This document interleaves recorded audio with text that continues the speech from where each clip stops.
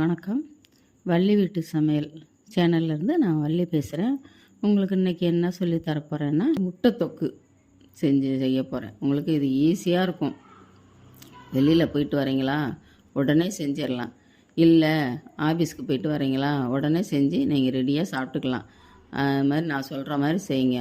ஈஸியாக இருக்கும், உங்களுக்கு ருசியாகவும் இருக்கும். நீங்கள் கஷ்டப்படாமல் செய்யலாம். நான் ஒவ்வொரு சமையல் செய்யும்போதும் உங்களுக்கு ஈஸியானதாகவே நான் கற்றுக் கொடுக்குறேன். முதல்ல இப்போ முட்டை தொக்கு வைக்கிறது எப்படின்னு நான் சொல்லித்தரேன்.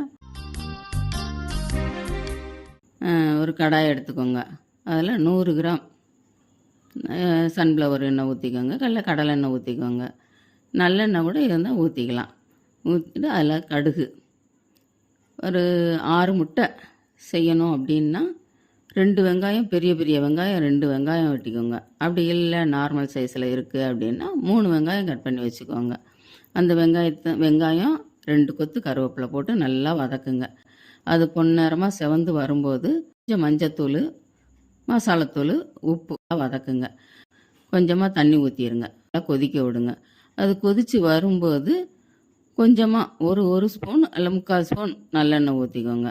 ஊற்றி நல்லா கொதிக்க விடுங்க. அந்த நல்லெண்ணெய் ஊற்றினோம்னா நம்ம இறக்கும்போது நல்ல எண்ணெய் கொதி செவந்து வர மாதிரி இருக்கும். நம்மளுக்கு பார்க்குறதுக்கு நல்லா அழகாக இருக்கிற மாதிரி இருக்கும், சாப்பிட்றதுக்கும் நல்லாயிருக்கும். அதுக்கு தான் அந்த 1 ஸ்பூன் நல்லெண்ணெய் ஊற்றுறது.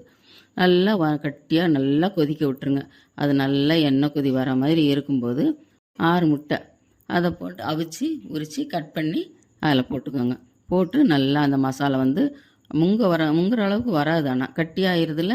அதனால் நீங்கள் அப்படியே அந்த வெங்காயத்தை போட்டு பிரட்டி வச்சிங்கன்னா உங்களுக்கு சாப்பிட்றதுக்கு ரொம்ப ருசியாகவும் இருக்கும்.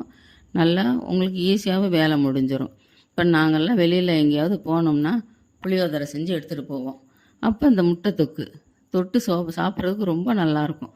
அது மாதிரி தான் நாங்கள் வெளியில் போனால் செஞ்சு கொண்டு போவோம். புளியோதரை, லெமன் சாதம், இந்த மாதிரி இதுகளுக்கெல்லாம் இது ரொம்ப நல்லாயிருக்கும். இது வீட்டிலனா நம்ம சாப்பாட்டில் போட்டு இப்போ செஞ்சு சாப்பிட்டாலும் நல்லாயிருக்கும். சப்பாத்திக்கு தொட்டுக்கலாம், ரொம்ப நல்லாயிருக்கும். குழம்பு உங்களுக்கு பிடிச்சிருக்கு அப்படின்னா கமெண்ட் பண்ணுங்கள். நம்ம சேனலை ஃபாலோ பண்ணுங்கள். நன்றி.